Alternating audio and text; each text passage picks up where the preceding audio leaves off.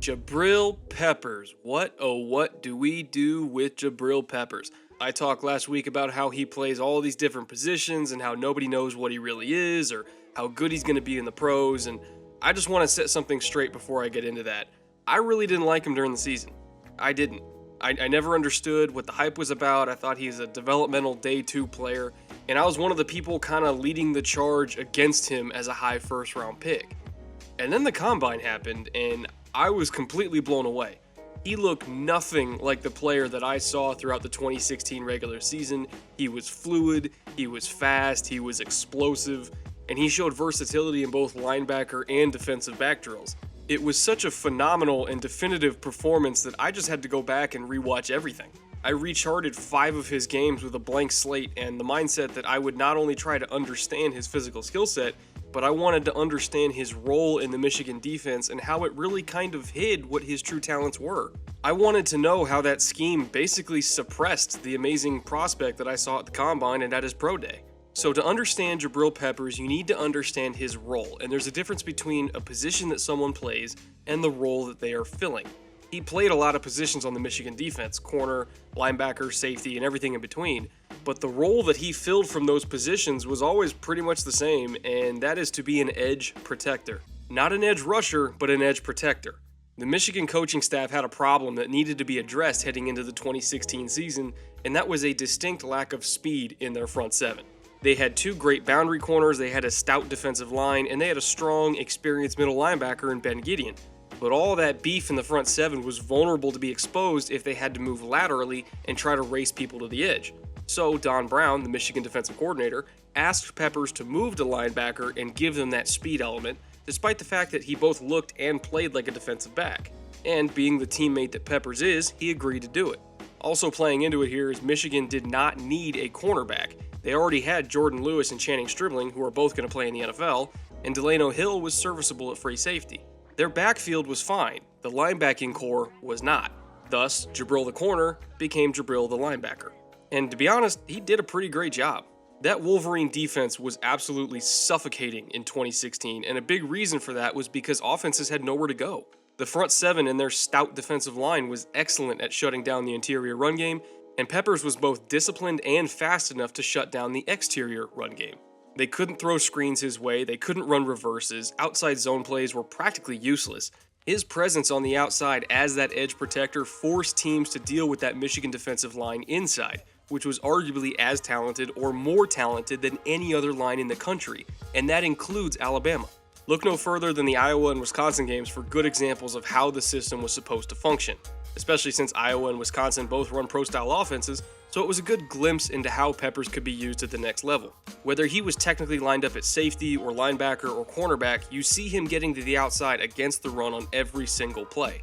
It didn't matter if it was going to him or not, his job on a snap-to-snap basis was to plant his ass outside that tight end and protect the edge at all costs. And when he did his job, the running back had no choice but to cut back away from him and into the teeth of that defense, and there was usually nowhere to go when he did that. That defensive line was so good that if everything was kept inside the hashes where they were still in reach, there was no way they were going to lose. Think of it as Peppers' job was not to make the plays and put up the numbers himself, but rather to force offenses back into that meat grinder in the middle and let all those guys get the numbers instead. And to me, it speaks a lot to his character and, of course, his maturity as a teammate to accept that role and perform as well as he did. He was the star player, no doubt about it, and to willingly take on a role that might hurt his draft stock because of that lack of opportunity for production, that's just really impressive to me that he was totally okay with doing that. And let's expand breaking down that role a bit beyond just what he did against the run, because to be honest, the scheme didn't do him any favors in coverage either. And by that I mean, when he accepted this role, he effectively reduced the amount of tape that we have on him doing the one thing that he does really well, and that's cover man-to-man. The majority of his snaps in that Michigan defense were spent in zone, not in man. And he had 2 primary ways of lining up, regardless of position, and both of them involved drops into zone coverage. The first one was essentially a flex linebacker alignment where he's set up before the snap in what I call no man's land. He's kind of in the middle of everything, halfway between the slot, halfway between the line of scrimmage, And from here, he can do one of three things: either drop into zone coverage in the shallow hook area, come screaming downhill off the edge to play the run to his side, or he can blitz as kind of a last man through and try to put pressure on the quarterback. And Michigan lines him up this way because that threat as a blitzer alters protections on the offensive side. They run a very, very blitz-heavy scheme up in Ann Arbor, and just the mere presence of Peppers as a potential rusher means that protections have to slide his way, or they need to leave an extra man in to protect that would normally be a receiver. This alignment is how Don Brown kind of dictates to offenses what they can and can't do, rather than having it be the other way around. And of course, with Peppers being so athletic, he can handle zone coverage and run-stopping responsibilities from this alignment as well. So there's really no downside to it other than just being vulnerable to your standard zone beater route concepts. Now, the other way they line up Peppers in coverage is less ambiguous, but it really does make it easier for the defense to kind of shrink the seams between zones and really clamp down on receivers. And that's this alignment here off the slot receiver with outside leverage. Again, outside leverage usually means it's a zone coverage in any defensive scheme, and it's no different at Michigan. Peppers' job in coverage from this alignment was to work with the safety, Delano Hill, as bracket defenders downfield. He has outside leverage, so naturally any outbreaking route he's going to have an advantage against. Corner routes, deep outs, short outs, etc., etc. All those he can handle just fine. But with the receivers leveraged inside of him, he will naturally need help against in-breaking routes like posts, seams, and slants. That's where Hill and the middle linebacker, Ben Gideon, come into play. If they run that deep seam, he's got Hill there to bracket and help him out, same with post or dig routes. If they run a slant, Gideon's dropping close enough to him that while he's reading the quarterback's eyes, he can get to that spot and help Peppers underneath. This is what's called the triangle technique because it's a 3-on-2 coverage and it's a staple of match zone concepts, which we've talked about on this channel many times before. Peppers lined up this way a lot because, again, seeing how his main function as an edge protector was to stop the outside run game and the screen game, having eyes in the backfield from a zone alignment means that he can read his keys that much faster and get downhill that much faster if he needs to. When you're in man coverage, your eyes are mostly on your receiver and not on the backfield, which makes it harder to key against the run properly because you're not looking in that direction.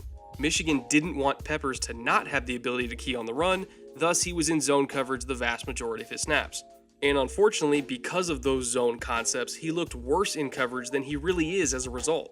You look at this snap against Ohio State where he gave up the crossing route for a first down, and when I first saw it, I chalked it up as a negative for Peppers because, to me, when I see him lining up with outside leverage and giving up an inside release for free, I thought it was a technical flaw. What I didn't realize at the time was that this is how he was coached to cover. He was coached to line up with outside leverage and funnel everything inside to his linebackers and safeties. But as bad luck would have it on this snap, Gideon was trailing the running back out to the flat, and Peppers simply had nobody inside to help him out. This wasn't a technical flaw or anything that was the fault of Peppers, he was just expecting to have help and didn't get it. I cannot in good conscience fault him for that and say that he's bad in man-to-man coverage because he's not bad at all. In fact, when I recharted all these games and specifically looked at his true man-to-man coverage snaps, and there weren't a ton of these, but they are there on tape, but in those snaps he was fantastic. Most of the catches he gave up were not in man coverage at all, but rather in zone coverage. In 5 complete games, he gave up only 2 catches in man coverage and was really only beaten a total of 3 times. Curtis Samuel from Ohio State was pretty much the only receiver to give him any trouble, which isn't really a red flag to me because Samuel gave everybody trouble. That's why he's also going to be a first-round pick, just like Peppers is. I mean, shit, the dude ran a 4.31. How are you realistically supposed to cover that? So 2 catches given up in 5 games, that's pretty damn good to me. And when you look at these snaps, his hips are fluid, he's showing off deep recovery speed, he's got quick feet. I kind of wish he was a bit more polished with his hands, but considering how little he actually played corner in college, I'll just chalk that up to rust and inexperience. But from an athleticism standpoint, he looks literally like your ideal nickel corner. If he played that spot full time, he could have a lot of success, and with the added benefit of also being really reliable against the run on the edge. And that's huge for a slot corner because a ton of NFL defenses use those nickel corners as their force players against the run. Think Kareem Jackson in Houston or Tyrann Mathieu in Arizona. It's a pretty big role. And when you're trying to project Peppers to the NFL, these are the snaps that matter most. Not the ones where he's sitting in zone coverage and just hoping that he has help inside, but these snaps where he's mirroring receivers in man coverage and showing that he can run with anyone. That's what matters to me, and that's what makes him a first-round pick. And we haven't even talked about everything else he can do for your team. I mean, my God, is he electric with the ball in his hands. Kick returner, punt returner, running back, I mean, I don't care how you do it, but if you draft Peppers, you better get him 5 to 10 touches a game. I mean, there is a conceivable scenario here where you have him on the field in a nickel package and he breaks up a pass, then returns a punt one snap later, and then stays on the field as a change of pace running back. That is what I call value right there, folks.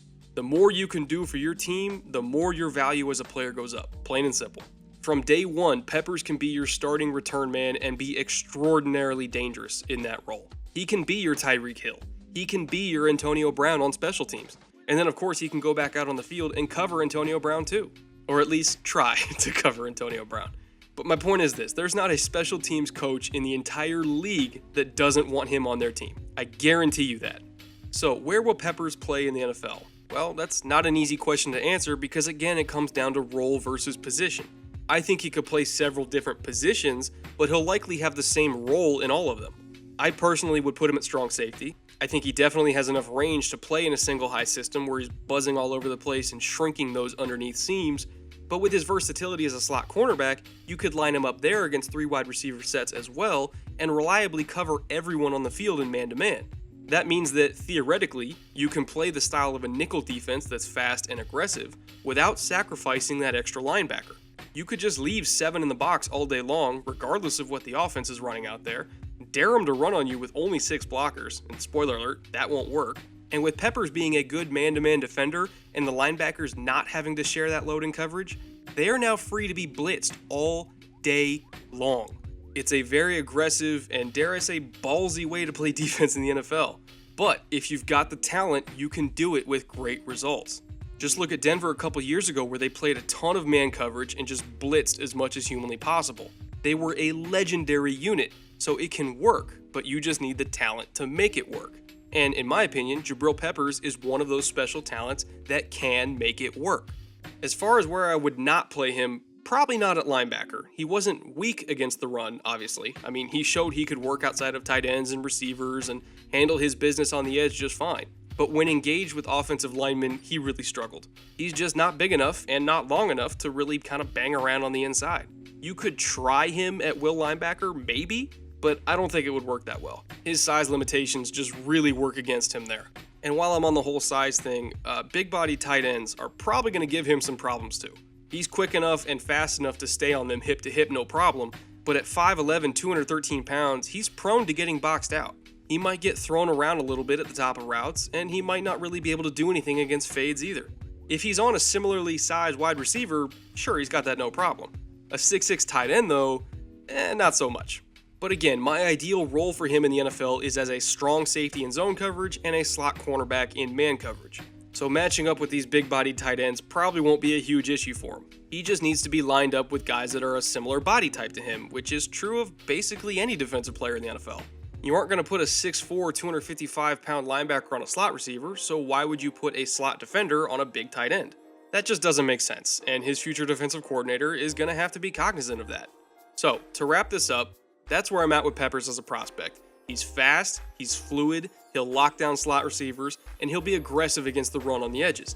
He can be your starting return man on both punts and kickoffs, and he can be your change of pace running back too. Now, do all those things add up to being a top 10 or 15 pick? I don't know about that. Nickel safety still isn't exactly the cornerstone position that teams are building their defenses around these days. But there are some teams out there that I think he fits perfectly in the first round. Potentially the Lions at 21, the Raiders at 24, the Texans at 25, of course, especially because they both need a safety and a slot corner, and Peppers plays both. In fact, I'd be so bold to say that I would be very surprised if he gets past Houston, assuming the quarterbacks they like are no longer on the board, obviously. And I think I'd be even more surprised if he falls out of the first round entirely. So I don't think it's going to happen. I think he is a top 32 pick all day long, and whoever gets him should be ecstatic. He's going to play for a long time on all 4 downs, and to be honest, I think no matter where he goes, I'll probably be one of the first people to buy his jersey. It's kind of my only way to repent for my short-sightedness earlier this season. To boil all of it down into one sentence, the dude's a stud. Just a flat-out, no bones about it, stud. So, that's all I got for this week. Of course, on the screen, you see the names of all our new Patreon supporters for the week. You guys begged for a Peppers breakdown, and I hope I got you what you were wishing for. I know this was a pretty meaty episode, but with a guy as fascinating as this and an evaluation this complex, I really did need the extra time to get through everything. So hopefully you enjoyed that. Next week, I'm going to transition from one of the most hyped players in this class to perhaps one of the least hyped, and that's Zach Cunningham from Vanderbilt. He's quietly been one of the more intriguing linebacker prospects in this class, and because of Reuben Foster, Jared Davis, and more recently Hassan Reddick, I don't think anyone's really paid as much attention to him as he probably deserves. He is a damn good football player, and he'll probably end up having his name called in the first round when it's all said and done. So with all that being said, I'll have Cunningham for you next Thursday morning. Until then, later.